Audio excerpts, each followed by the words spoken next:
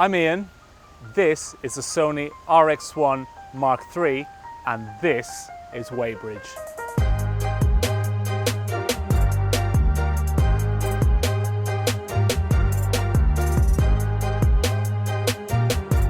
So let's give you some top-line specs on the Sony RX1R Mark III. So firstly, it's a compact camera, but more specifically, it's actually a full-frame fixed lens compact camera, and this one packs a punch, 61 megapixels. So we've been waiting about 10 years since the release of the RX1R Mark II. And Sony has given us quite a lot. So that 61 megapixel sensor is actually shared from the A7R Mark V. It gets Sony's newest BIONZ Z processor and a massive upgrade in AF with 693 AF points, as well as very, very smart AF tracking capabilities. Right, so as promised, let's talk a little bit more in depth about each of those kind of key top line specs. So let's begin with the resolution of this camera, 61 megapixels. Now that's a lot to pack in a full frame sensor. And let's not forget, that's up from 42 megapixels on the previous camera. Now, that's not just throwing megapixels at this camera, there is a very specific use. Now, this is a 35mm lens. Now that is not hugely wide, but it's also not really punched in either. It's a nice in-between for general purpose photography. However, Sony have been really clever in giving you this step crop kind of mode, which basically means that you have options of shooting a 35mm at full resolution, then 50mm at slightly low resolution, and then even low resolution if you want to shoot at 70mm. Now the two resolution points are 50mm, you drop down to 29 megapixels, which is still plenty by the way, and then 17 megapixels if you do shoot at 70mm. Now that means that it actually gives you a way to frame your shots, not just actually crop them in post as well. So you can actually see exactly how you're framing your shots. I think that's a really, really clever way to use resolution. Now from a design point of view, that's another kind of real big change from its predecessor. For one, the pop-up viewfinder is not there anymore. It's actually now fixed and obviously orientated at the back left of the camera. The body is about 10 grams lighter, and I'm told it's actually a little bit smaller as well. Also, the finish is a little bit different, I would say, to the RX1R Mark II. And another big change as well is that the rear screen is actually now fixed in place. The camera also gets a massive boost in AF performance, 693 points of AF versus 399 for the old camera. And obviously with that, it does have intelligent subject recognition as well. Now let me just deal with the elephant in the room, is the lack of IBIS on this camera. Now, the way I deal with that is I ask myself a very simple question. Would I buy this type of camera without IBIS? And the answer is yes, I would. And the reason for that is simple. Firstly, it's got a 35mm lens, which already tells me I can probably handhold that at between 1/15th and obviously comfortably at 1/35th. Now with modern technology, it means that ISO levels can go ridiculously high and still get a reusable image. That, teamed with the fact that I've got an f2 lens, means that I can actually accurately get shots with this camera. Not quite complete darkness, but almost complete darkness. So let's talk a little bit about the design of this camera. Now, I've quite handily got an RX1R Mark II right here. Now, if I'm completely honest, there isn't a huge difference in size. And I'm not going to bore you to death with millimeters and centimeters kind of comparing these two. For me, they actually look to be about the same size to what was already a very, very small camera. And let's not forget that this one packs 61 megapixels, and it's pretty impressive how small they've actually managed to make these. However, it's important to note that this camera, the new one, is actually 10 grams lighter than its predecessor, which I think is pretty impressive considering what they've managed to pack into this.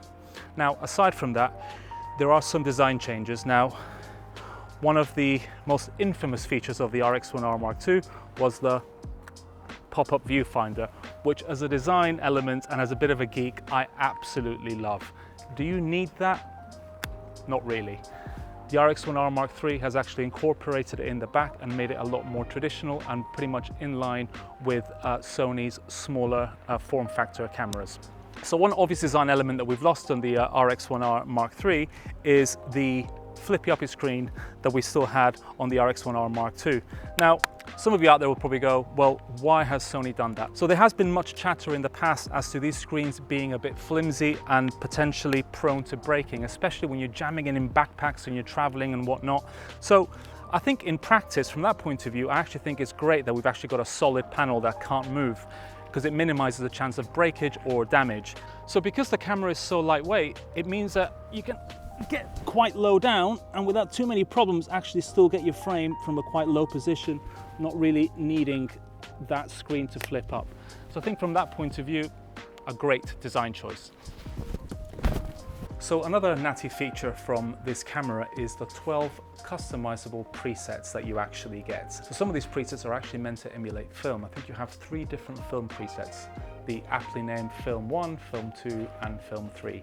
Now each of these is actually customizable in camera, so you can change things like saturation, sharpness, contrast, and even add kind of extra changes and edits to the image profile, like fade, for example, which is great when you have a scene like this, which would actually lend itself quite well to shooting something that has a bit more of a vintage feel. So when it comes to shutter speeds, it gets a little bit complicated. Now, with the electronic shutter, you can actually shoot at 1/8,000th of a second. When it comes to mechanical, it's a little bit more complicated. So you get a max of 1/4,000th up until f5.6. Now, if you want to shoot at f2, you can actually only shoot at 1/2000th of a second. So let's talk a little bit about monitoring on this camera. Now we've talked a little bit about the rear LCD panel, but let's look at a little bit about resolutions. Now this being a new camera, it does benefit from the newer technology as well. So the viewfinder is actually a 2.36 million dot OLED, and the rear LCD is actually a 2.4 million dot OLED. I would call both of those 2.4 million dot OLEDs, to be honest with you, which is pretty impressive. Now, having used both of them, especially the viewfinder, it is lovely, crisp and bright with tons of detail that does not belie the actual 61 megapixel resolution on this camera. So really though, who is this camera for? Well, to be honest with you, I would actually put this camera firmly in premium compact. It has all the hallmarks of premium compact camera, namely the ZEISS lens, the fact that it's an f2.35, but also the fact that it's a full frame camera and it's 61 megapixels. So definitely a premium compact camera.